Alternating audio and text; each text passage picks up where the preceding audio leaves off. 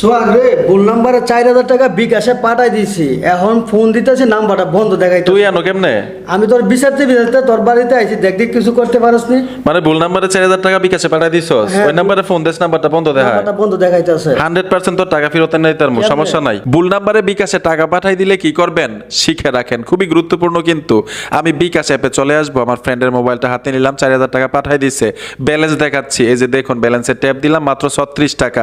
এখন টাকাটা কিভাবে ব্যাক করে আনবেন? যাকে পাঠাইছেন ওনারা যদি ফোন দেন, বলেন 5,000 টাকা পাঠাই দিচ্ছি, সে কিন্তু টাকাটা তুলে ফেলবে, আপনাকে দিবে না।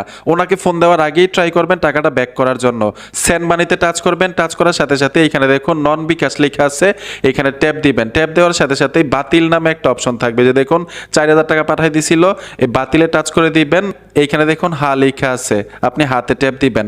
ট্যাপ দেওয়ার সাথে সাথেই সেন্ড মানি থেকে এই 4,000 টাকা ব্যাক চলে আসবে আপনার বিকাশ অ্যাপের মধ্যে। যে দেখুন আপনাদেরকে দেখাচ্ছি ব্যালেন্সটা, এই দেখুন এই ব্যালেন্সে ট্যাপ দিলাম, ট্যাপ দেওয়ার সাথে সাথে এই যে 4,041 টাকা। আর এই কাজটা হবে যে নাম্বারে পাঠাইছেন সেই নাম্বারে যদি বিকাশ অ্যাকাউন্ট করা না থাকে। এখন যেই নাম্বারে টাকা পাঠাইছেন ধরুন বিকাশ অ্যাকাউন্ট করা, তখন কি করবেন? তখন বিকাশের কাস্টমার কেয়ারে গিয়ে কমপ্লেন দিবেন, তারা তথ্য চাইবে, যে তথ্য চায় ওই তথ্য যদি আপনি দিতে পারেন তাহলে কিন্তু টাকাটা কিছুদিনের মধ্যে ব্যাক পাবেন। বন্ধুরা, ভিডিওটা দেখে যদি একটু উপকার হয়ে থাকে অবশ্যই সাথে থাকবেন। দেখা হবে নতুন ভিডিওতে।